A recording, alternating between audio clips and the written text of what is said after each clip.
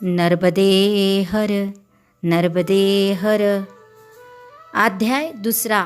रेवा महात्म्य वर्णन. ओम नमो नर्मदाये. श्री सूत म्हणाले, हे शौनक, महर्षी व्यासांनी श्री नर्मदा महात्म्याचे जे वर्णन केले, ज्या संबंधी तुम्ही विचारले, तेच मी तुम्हाला कथन करीन. मुनिश्रेष्ठ, मी श्री नर्मदा तीर्थाच्या विस्ताराचे वर्णन करण्यास श्री ब्रह्मदेव व श्री शिवशंकरा व्यतिरिक्त अन्य कोण समर्थ आहेत?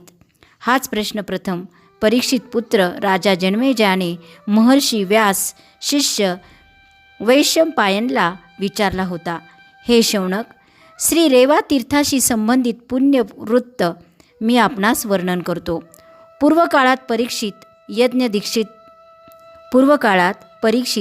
यज्ञ दीक्षांत जेव्हा दीक्षित झाले, तेव्हा हवनीय द्रव्य संचित केल्यावर, ब्राह्मण आसनस्थ झाल्यावर, अग्नीत आहुती टाकल्यावर, सर्वत्र धर्मकथा प्रस्तुत होत असताना, हे कुलपती, घ्या, नैवेद्य दाखवा इत्यादी जनांचे शब्द सतत यज्ञभूमीत ऐकू आल्यावर, शिवाय विनोदी व्यक्तींचे विनोद आनंद देत असताना, स्वर्गीय सभे समान यज्ञारंभ झाल्यावर, आसनावर विराजित वैशंपायन यास जन्मेजयाने विचारले.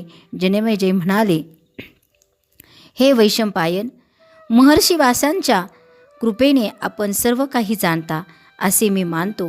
म्हणून ऋषींच्या सान्निध्यात आपणास विनंती करतो की आमच्या पूर्वजांचे पूर्व आचरित तीर्थसेवन इत्यादी बाबत सर्व काही मला सांगावे.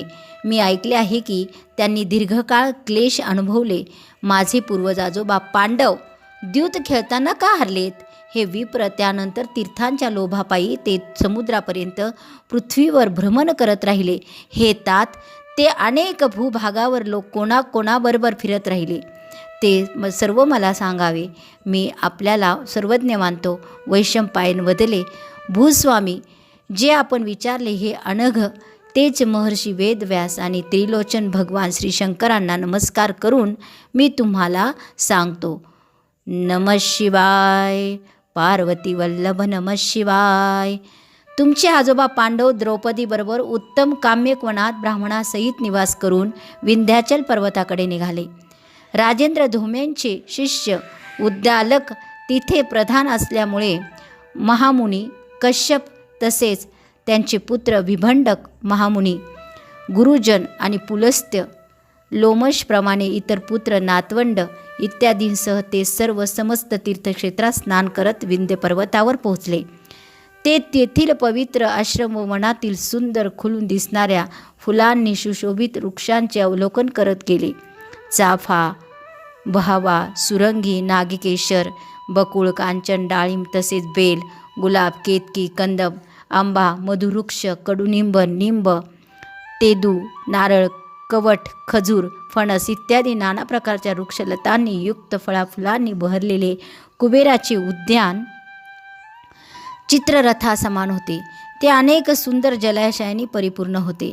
विपुल कमळांनी अलंकृत असे भाग निळ्या, पिवळ्या, पांढऱ्या आणि लाल कमळांनी आच्छादित आणि हंस, गरुड, चक्रवाक, आडी, कावळा, बगळा, कोकिळ इत्यादी पक्ष्यांच्या थव्यांनी सुशोभित होते.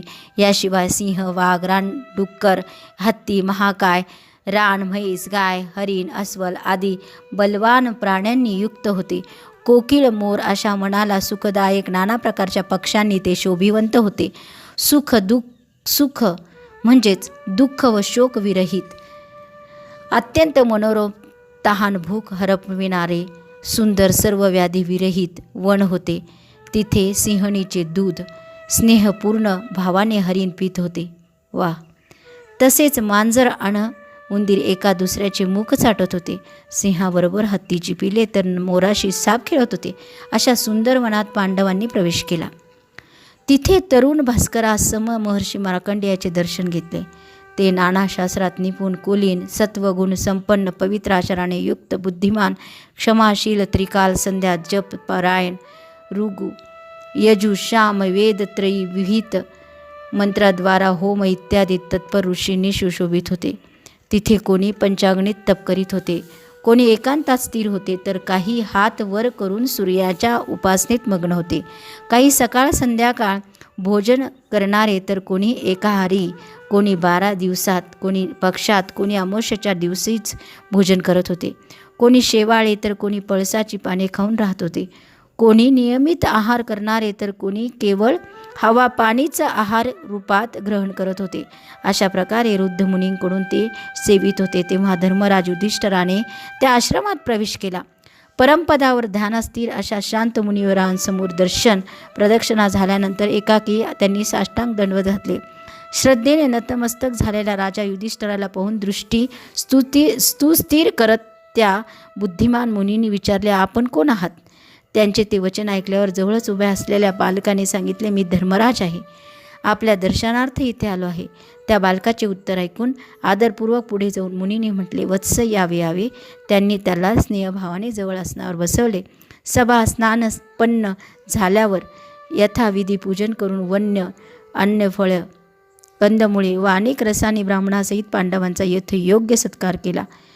क्षणभर विश्राम करून धर्मराज युधिष्ठिराने उत्कंठापूर्वक मुनींना विचारले, हे भगवान, सर्व लोकात मी आपणास दीर्घायू मानतो. हे अनघ 7 कल्पांचा वृत्तांत आपण मला कथन करावा.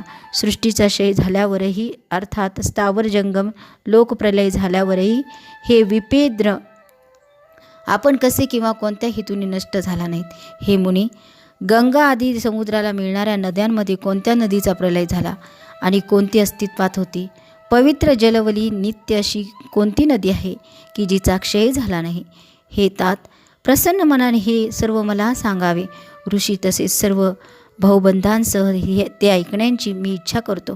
श्री मार्कंडेय वदले, उत्तम उत्तम हे महामुद्दीवान धर्मपुत्र युधिष्ठिर, जे तुम्ही विचारता हे निष्पाप वत्स, मी यथायोग्य सांगेन.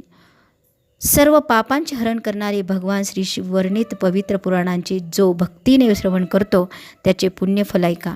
हजारो अश्वमेध यज्ञाचे तसेच शेकडो वाजपेय यज्ञांनी हे राजा निसंशय ते फळ प्राप्त होत नाही. ब्रह्महत्ती, मद्यापी, चोर आणि गोहत्या करणारा कसाहीसुद्धा शिववचन ऐकून सर्व पापातून मुक्त होतो. सर्व नद्यांमध्ये गंगा व सरस्वतीसुद्धा श्रेष्ठ आहे. शिवाय कावेरी, देविका, सिंधू, सालकुटी तसेच शरवी, शतरुद्रा, मही, चंबळ, गोदावरी, यमुना, पोयष्णी आणि शतलज पवित्र देवनद्या आहेत. या व्यतिरिक्त इतरही नद्या पापहरण करणार आहेत. परंतु हे नृपश्रेष्ठ, तुम्ही जो प्रश्न विचारला त्यासंबंधी सांगतो. प्रत्येक कल्पात नद्या काय, अगदी समुद्राचाही क्षय होतो. परंतु सप्तकल्प क्षय झाल्यावरही जी न मृता म्हणून तिला श्री नर्मदा म्हटले जाते. हे राजेंद्र, नद्यांमध्ये सर्वोत्तम ही एकच नदी सदा अक्षय आहे. हे महाभाग, मुनिगणाला वंदनीय जलपूर्ण गंगा आणि इतर नद्यांचा प्रतिकल्पांत क्षय झाला, परंतु देवी श्री नर्मदा नित्य आहे. म्हणूनच हे अनघ, मी तुमच्यासाठी तिचे वर्णन करतो. हे राजेंद्र, त्रैलोक्यात ही अद्भुतपूर्ण नदी विख्यात आहे. ही श्री स्कंद पुराणातील रेवाखंडाच्या पूर्व भागातील रेवा महात्म्य वर्णन नावाचा 2रा अध्याय माझ्या नर्मदा मातेच्या चरणी अर्पण. नर्मदे हर, नर्मदे हर.